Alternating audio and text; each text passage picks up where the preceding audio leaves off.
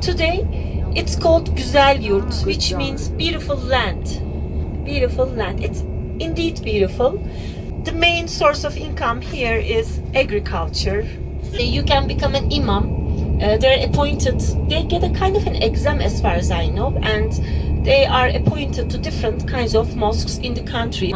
What does an imam do? The main function of an imam is to lead prayers 5 times a day in his mosque and to make the call for prayer. These are the basic functions, basic, things that an imam has to do in Turkey. Our marriages we have secular marriages, so there are officials who marry you. An imam cannot marry you. Religious marriages are forbidden. An imam can marry you religiously only after you have your official secular marriage document. He went to the Imam Vocational School for middle school and high school, and then he studied management, and then he also went to the theology school. And then he became an imam. Ne kadar süredir imamlık yapıyorsunuz? 6 yıl. Has been an imam for 6 years. Does the wife of the imam have any particular jobs or responsibilities in the congregation? Bir imamın eşi olmak mesela böyle bir yerde hani ona ek bir yük yüklüyor mu ya da bir sorumluluk yüklüyor mu diye soruyorlar. Yani bir Göz önünde Müslümanın olmak. bir Müslüman nasıl davranılması gerekiyorsa. So, for example, when people sometimes have issues, especially female members of the society, private issues that they want to consult the imam about, then they reach his wife, and then his wife shares those kinds of things with him.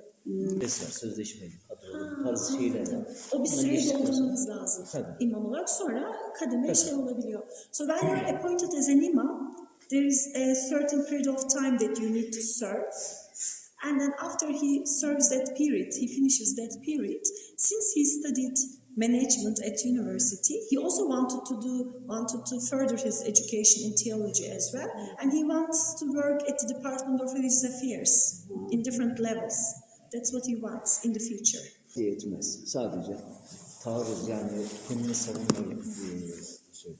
In Islam, he says, there is a verse in the Quran, he says, the verse says that if you kill one person, you kill all humanity. So he says Islam doesn't motivate wars or battles against other people.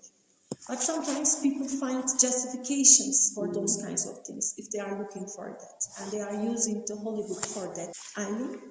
When he says Allah, does he also consider like the God of the Old Testament, the Bible, as Yes. the same God? Mesela Allah dediğimizde biz bütün bu Yahudilik, Hristiyanlık hepsinin mi Allah'ı? Tabii.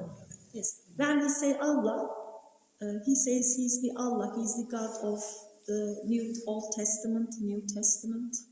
Yes. Allah is one. Yes. So, but Allah is the God of the same Allah for a Christian or for a Jewish person. It's the same God. It's the same, deity.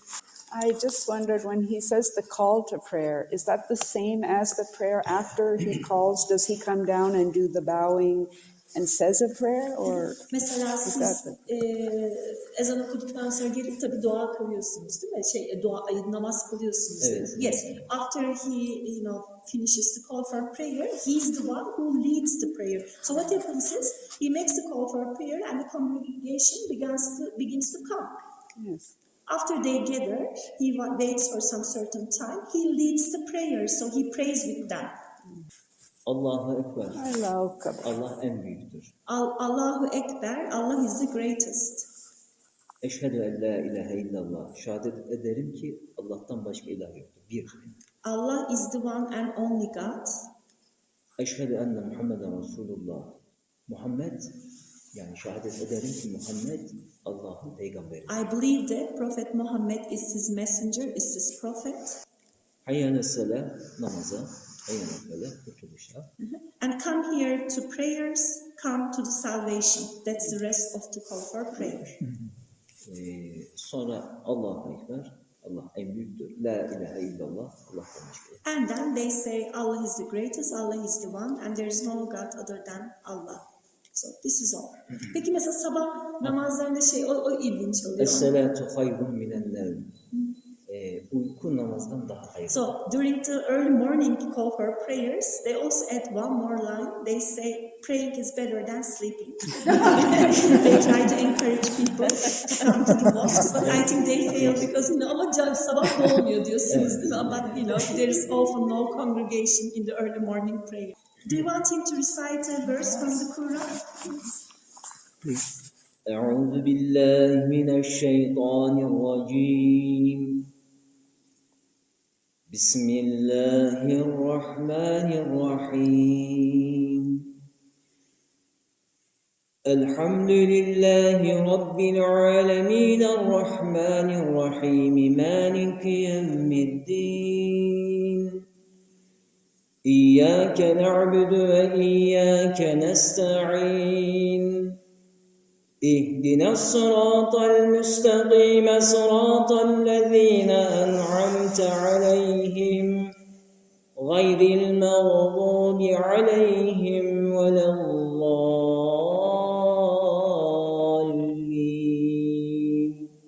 آمين صدق الله العظيم سبحان ربك رب العزة عما يصفون وسلام على المرسلين والحمد لله رب العالمين الفاتحة. And then he also thanked you because he says it's so nice that they come over here and listen to us. It's very nice. That's what we want. Yani bunları filan bir kıyas edebilirlerse, Kur'an'ı araştırırlarsa. His message, his last message is, he says, if they can, they should read the Quran. There is the Maryam verse. Mary is the only woman whose name is mentioned in the Quran. And the Lut verse, I will, write these down for you later. And, try to understand the Quran and his message themselves,